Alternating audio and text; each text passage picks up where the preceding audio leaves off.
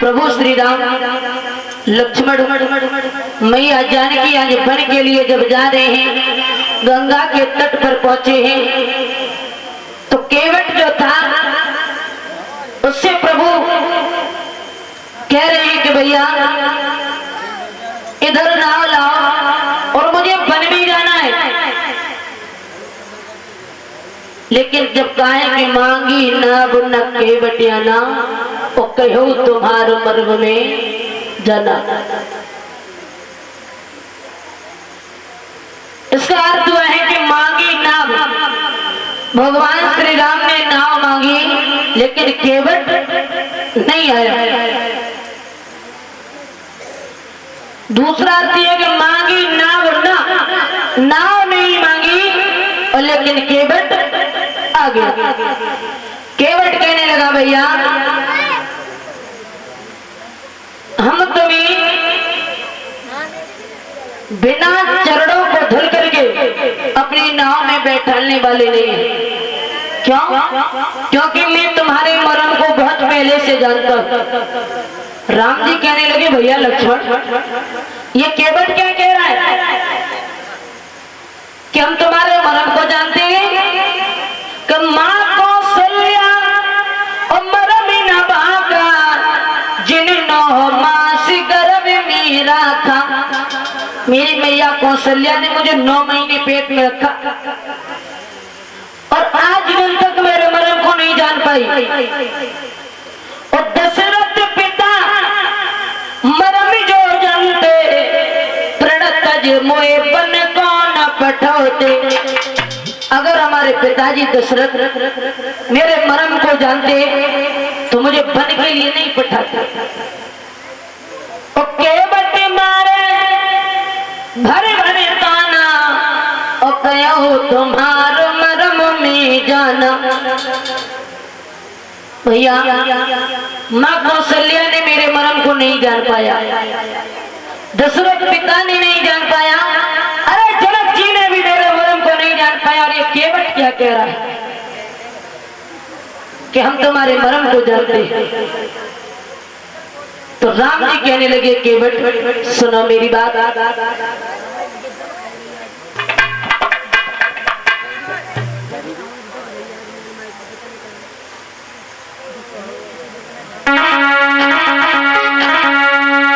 सुन मेरे केवट भैया इधर लाओ नैया वो हमें बनी जाए।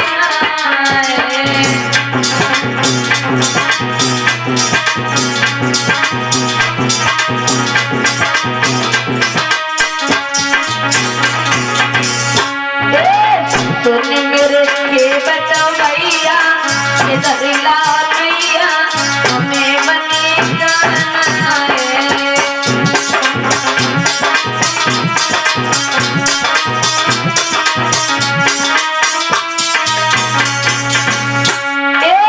जाना है बड़ी दूरी हमें बनी जाए।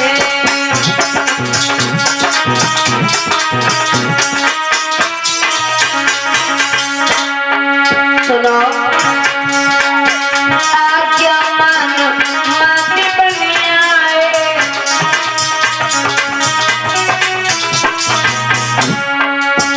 आज्ञा मान माती बनी आए।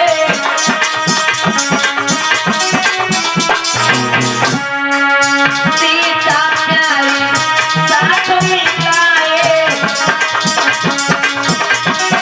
बस संग में लक्ष्मण भैया उधर लाओ नैया हमें बनी जाना है।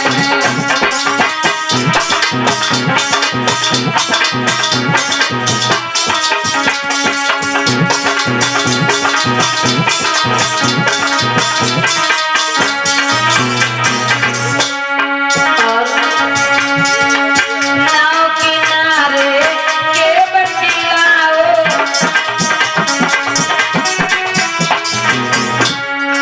नाव किनारे केवट लाओ।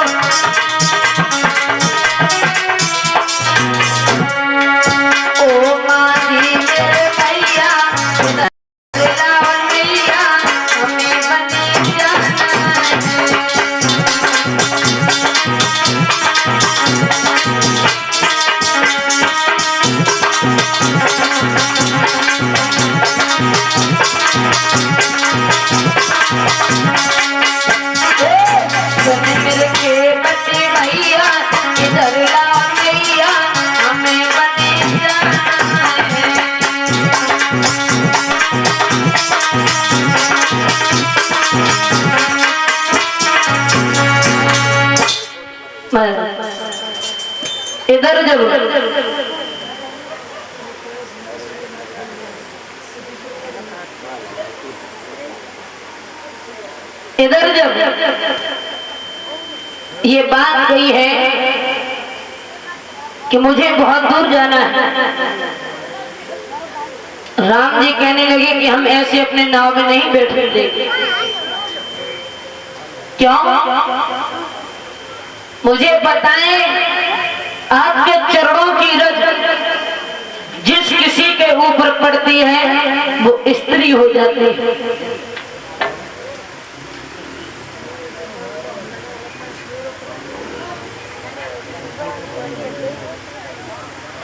इधर जब ये बात कही है, महाराज ये केवट जो था ये पूर्व जन्म में कछुआ था जो क्षीर सागर में रहता था। ये भगवान के चरणों के पास तक जाता था तो भगवान के चरणों को छू नहीं पाता था, उससे पहले ही शेष नाम फुसकार मार करके गिरा दे देते।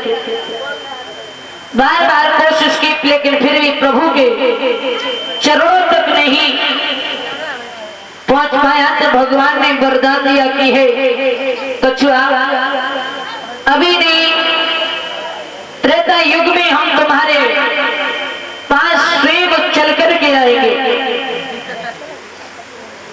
इसीलिए महाराज केवट जो था वो कह रहा था भगवान से कि हम तुम्हारे मर्म को बहुत पहले से जानते हैं, लेकिन ये नाव जो थी इसका भी उद्धार होना था। ये नाव जो थी वो चित्रकेत नाम का गंधर्व था जो गाकर के अपने समय को बिताता था। एक बार महाराज महात्मा जी ने श्राप दिया है, कहा है कि तू इस जल में नगीन अवस्था में स्नान कर रहा है और लकड़ी की भांति पड़ा है, मैं श्राप देता हूं कि तू जल की नाव होगा। तो ये रोने लगा, हाथ जोड़ करके कहने लगा प्रभु मेरा उद्धार कैसे होगा? बोले उद्धार तब होगा जब तू वृक्ष बनेगा ना, तो केवल तुझे काट करके नाव बनवाएगा, तो मैं उसी नाव से होकर के गुजरूंगा, तेरा उद्धार हो जाएगा। भगवान समझ गए कि ये केवट किसी की बात को नहीं मानेगा। कहे कि जाओ जल भर करके लाओ और हमारे चरणों को धो। केवट वहां से चला और कठौता में जल भर के लाया, भगवान के चरणों को धुला। और जब चरणों को धुला है तो वो जल जाकर के अपने महलों में छिड़का और अपनी पत्नी और बालकों को चरणागत के रूप में दिया और भगवान को नाव में बिठाला। और जब नाव में बिठाल करके गंगा से पार किया है, प्रभु श्री राम वन के लिए जा रहे थे, लेकिन उतराई में देने के लिए कुछ नहीं था। तो पिए ही की जान निहारी और मन मुदरी मन मुदित उतारी। राम जी ने सोचा कि मेरे पास में कुछ भी नहीं है और भला ऐसा मैं केवट को उतराई में क्या दूं? तो अपने पति की बात मैया सीता समझ गई, हाथ से अंगूठी उतारी और अंगूठी उतार करके प्रभु श्री राम को दी है। कहा कि लो केवट को उतराई में दे दो।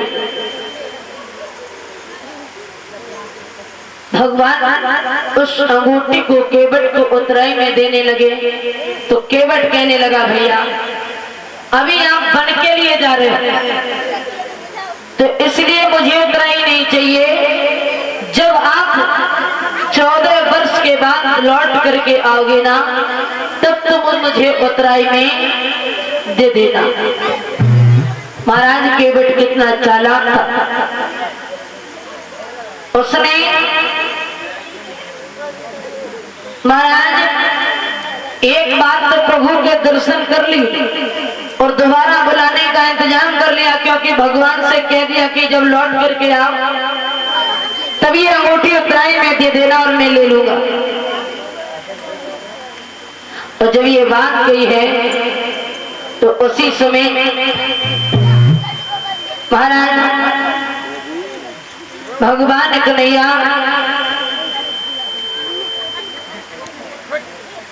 भगवान श्री राम लक्ष्मण और मैया सीता बन के लिए चल दिए और 14 वर्ष के बाद आकर के रावण का उद्धार करके पुनः राजगद्दी को संभाला। बोलिए गोविंद भगवान की, कन्हैया लाल की।